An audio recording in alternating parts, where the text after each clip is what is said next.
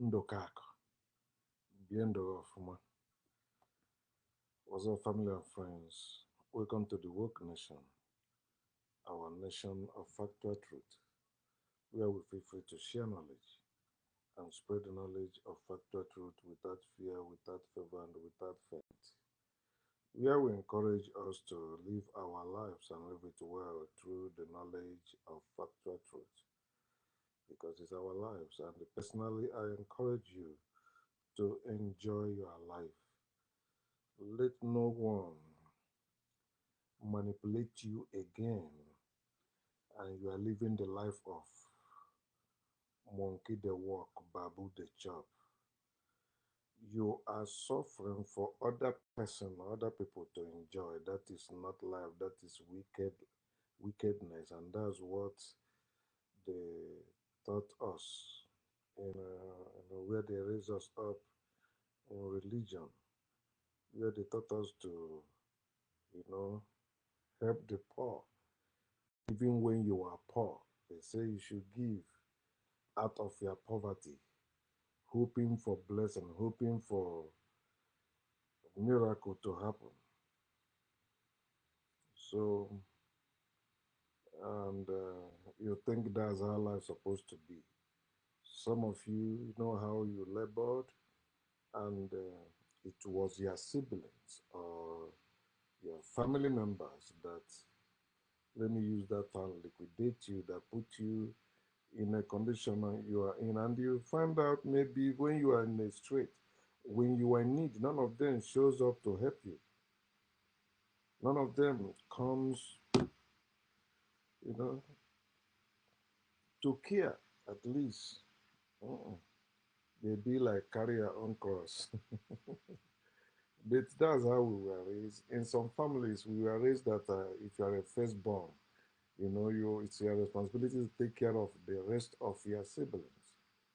Or if you are making it, or does you have money, whether you are last born or middle born or firstborn, you have to cater for your siblings. That is error most of us we are raised in, and most of us are still holding it as that's way to go. I hear some people thinking that humanity is giving to the poor or giving to the needy. That's not humanity. Humanity is ending poverty. What is the cause of poverty? What is the cause of, or the thing that puts people in need, in such a need that they cannot provide for themselves? So sometimes when people be like, oh, give to us, I say, where is their parents? Oh, their parents don't have. They know the condition of the country. They know the condition of the society before they have those children.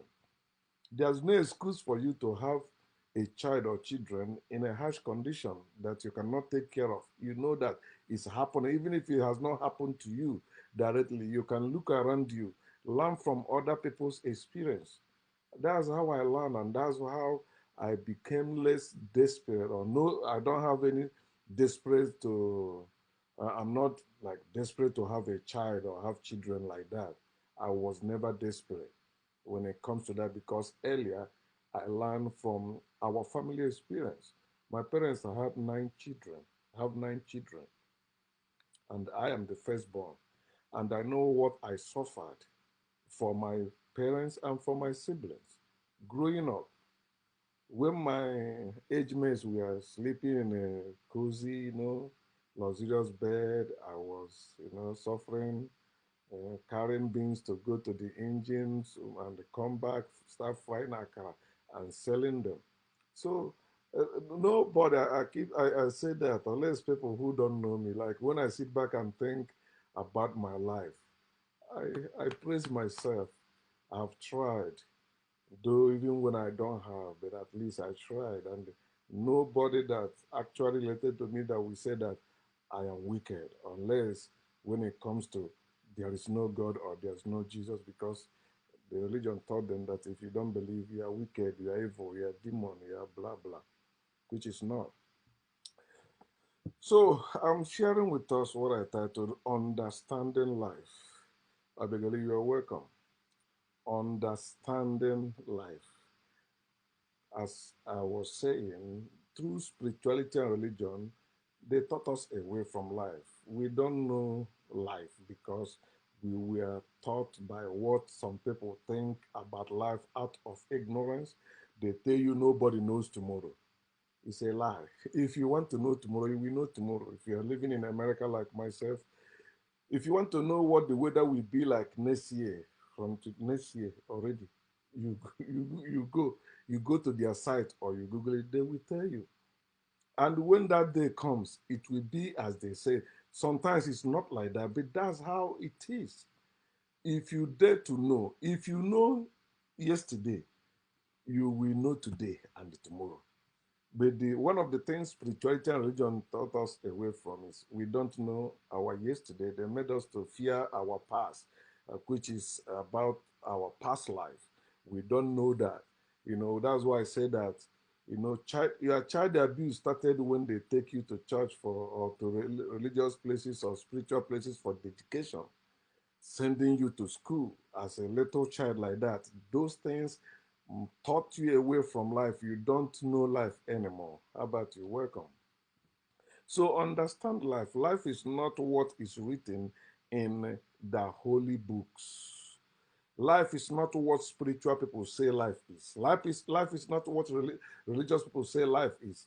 Life is not what all those professors or those you call leaders, what they say life is. It's not.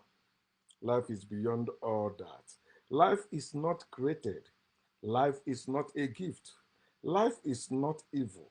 Life is not the bread or blood, or life is not in the bread or in the blood as they taught us. No, life is beyond all that. Life is not God. Life is not, hey, that blah, blah, they talk about, they try to, you know, use something that exists to say God exists. No, it's not. Life is not God. Life is above God. Life is above whatever is written. Life is natural. When you say natural, it means it's eternal. Nature is eternal. You cannot end nature and you cannot begin nature. Nature is nature. It doesn't ask for your permission to exist. There is no creator of nature. And there's no creator or any God that have shown up, say, yeah, I'm the one that created nature. Nature is not created, and your birth is example or proof of that. You were not created, you were born, and you were born to live eternally. Life is natural or eternal energy.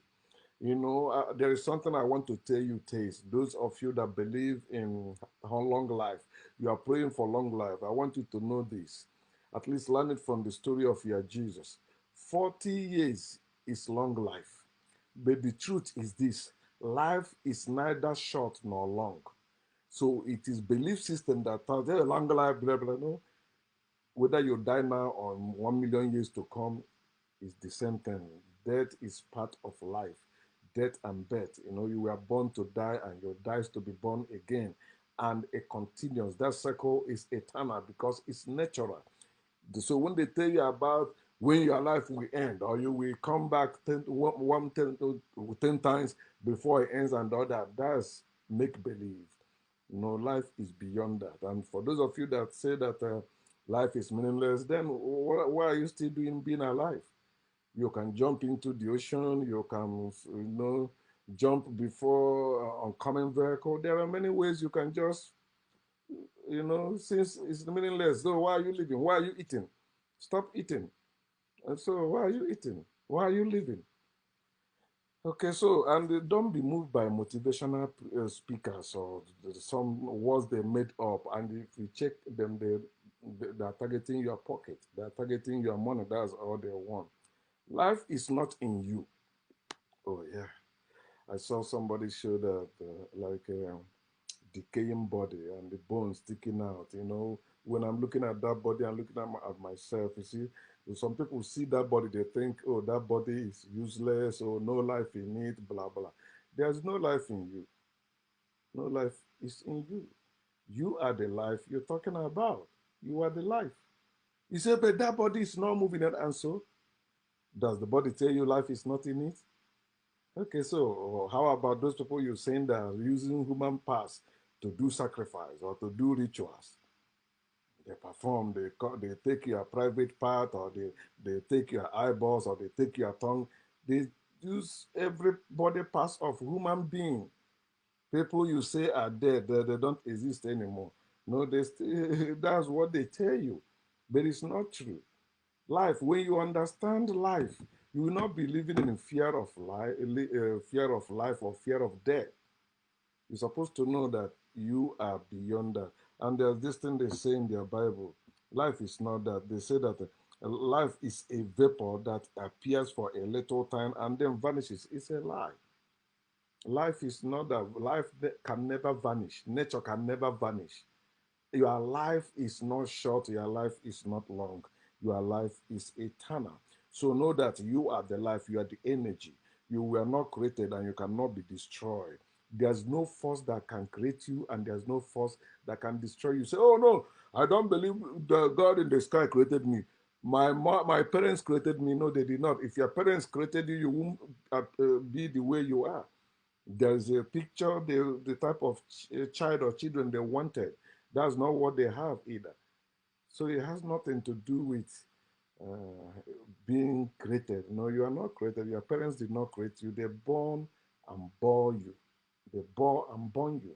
So that's how you keep existing. You did not come into existence.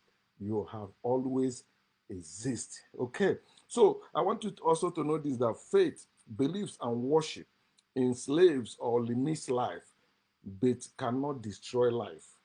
So that's why I see the foreigners that try to exterminate or to annihilate black people. They never succeeded because black people have actually have the original life too. So, and they are part of nature. You cannot destroy them. You cannot destroy life. Life thrives on the knowledge of factual truth, not every knowledge. Life thrives only on the knowledge of factual truth. And that's why spirituality and religion don't want you to know, they want you to believe. Then what they claim to be knowledge is actually what they made up. And some of them they attach them to nature, others they attach them to what already exists, which is called illusion.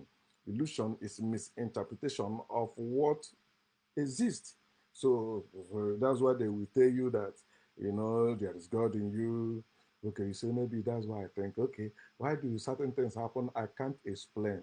Yeah, because nobody explained it to you, or you don't want to find out yourself how it happens. So they begin to spiritualize it. And when they spiritualize it, they limit it to certain people. When they religionize it, they limit it to certain people. That's what they do at best. Okay, so you need the knowledge of factual truth. I've been saying that, but I want you to also consider this, that between the wisdom of life and the understanding of life is the knowledge of life. You need to know yourself, know your life, and live it well. Know your nature, walk in that nature. That's your path. I want you also to know that God concept is the enemy of knowledge of life. And for example, is in this in their book in Genesis chapter 3, verse 22. Two things. First, their God get upset that man get knowledge of what they call knowledge of good and evil. Human beings don't have such knowledge. It is beaten into them, it is forced into them. They are trained to be good and evil. Human beings are negative and positive, and they are great. Negative force is great, positive force is great. Both of them works together. Without negative and positive force, you can't even exist. Even you are being born the same way, without a man and a woman, you cannot be born. He said, no, but it's injected. The sperm came from man. You can never exist just by one person. I mean being born. Okay, you cannot be born by a man only, and you cannot be born by a woman only. And you by yourself cannot born anyone. It's impossible. So understand that God concept is the enemy of knowledge. So Their God said that they don't want them to eat from the tree of knowledge. Then after they ate it, the second tree their God don't want them to eat from is the tree of life. When you read Genesis chapter 3, 22 to end, it's a man has become like one of us since they hate the tree of knowledge, you see. So that's what they think. They think knowledge make you God. When you know, you begin to produce something. So that means you're God. No, you're not. You are above God. When you, some of you that are working still believe in the lie, they say that ye are gods. That's what they called us. But we are above that because that's what they think. They think if you can build, you are God. Oh, you are. And that's why anyone among them that defeat or dealt with Africa, they say that person is great. Like Alexander the Greek. How do they call him? They say he's great. King Lipopo or Leopold of Belgium, great. Hitler was great also to them. But I mean, when it comes to black people, those they call great among them are those that dealt with black people. Okay, that's how they promote you, that's how they lift you, and all that among them. So God is not life. God is not life. God is God, or God limits life. God confuses life, like is there in their book also in Genesis chapter 11, 1 to 9. People were living their life, God came and confused them and scattered them.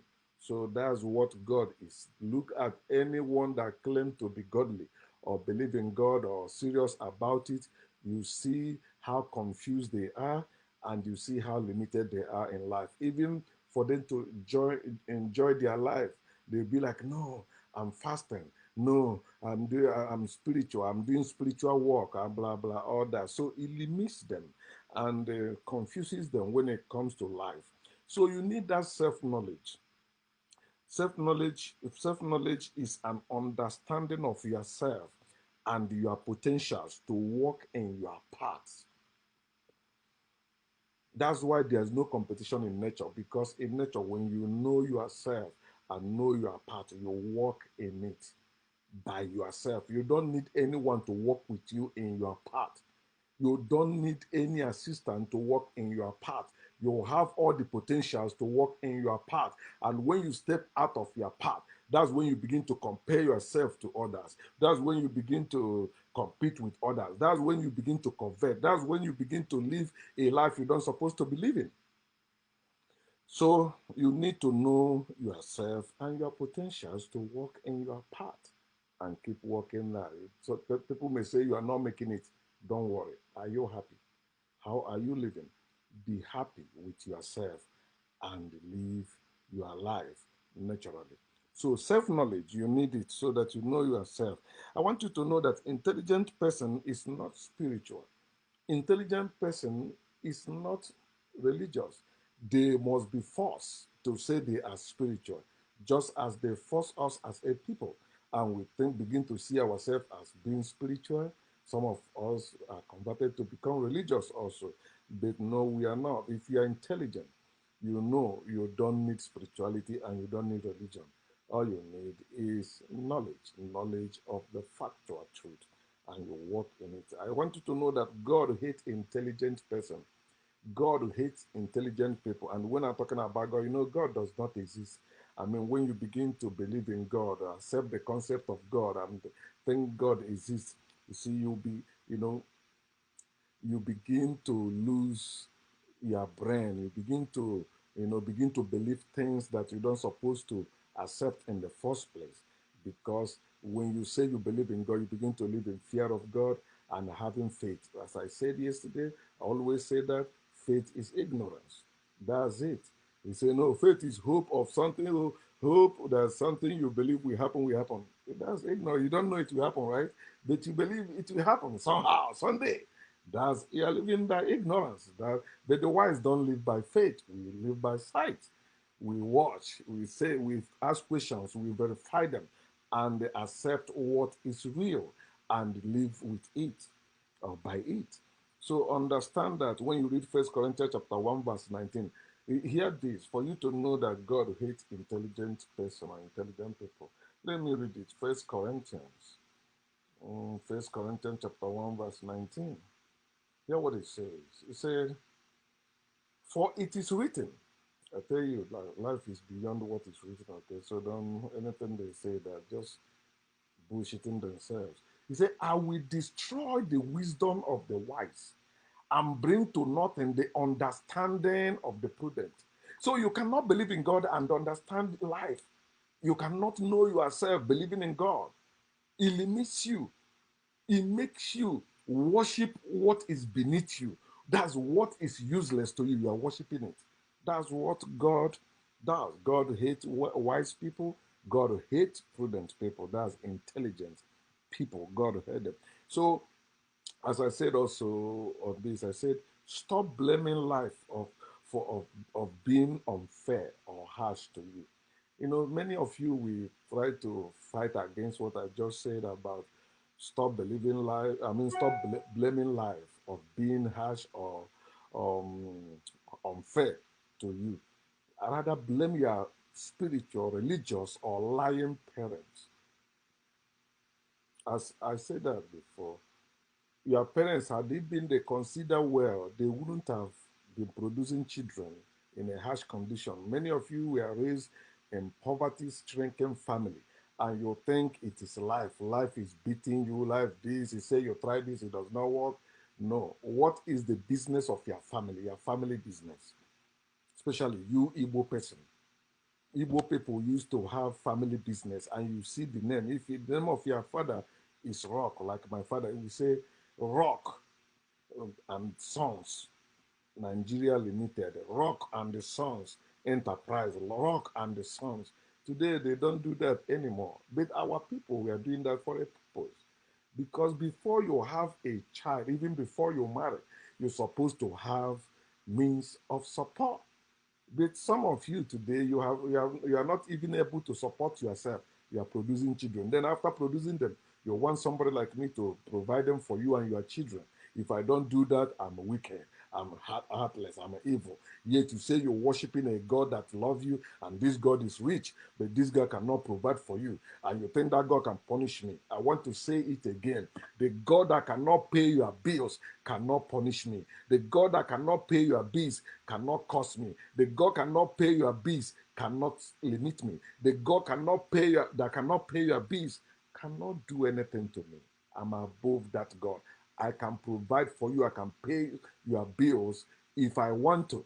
But that God that cannot do any of those things for you is beneath you. And if that God is beneath you, you know who I am there. I'm above that God. Okay, so stop.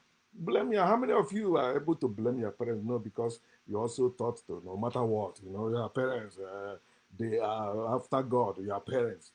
No, I don't do that. And nobody, my parents cannot come now and tell me, they are disappointed in me unless they are talking about their religion, which is not. No, I have paid my dues in my family. When it comes to paying your dues as firstborn, I have done that. And I will never live by spirituality or religion anymore. For example, myself, don't bury me with any coffin. I don't have any infectious disease, and I will not die of any infectious disease. So why you don't need to bury me with anything, even with a piece of cloth. I don't need it. The only thing you need to bury body to the earth again is earthly things. The leaves, like the banana tree leaves, or the palm leaves. That's what you're supposed to be using to bury the body. Our ancestors weren't burying anybody with coffins. It's the foreigners that bring all that nonsense. And when our ancestors were using coffins for somebody that dies of contagious disease, at least and it's with wood, wood, not all this one day. Some people plated with gold, plated with gold and all that. Just something that when it goes to earth, is part of the earth also. No, not plastic, so not all this bullshit they're using today. So if you say you cannot blame your parents, then blame your desires.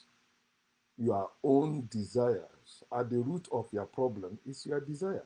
Some of you desire to be so things when it is not your nature, when it is not, you don't even have potentials to be that. But I have to. That's how some people die, or some people are in prison today. I have been sourced before.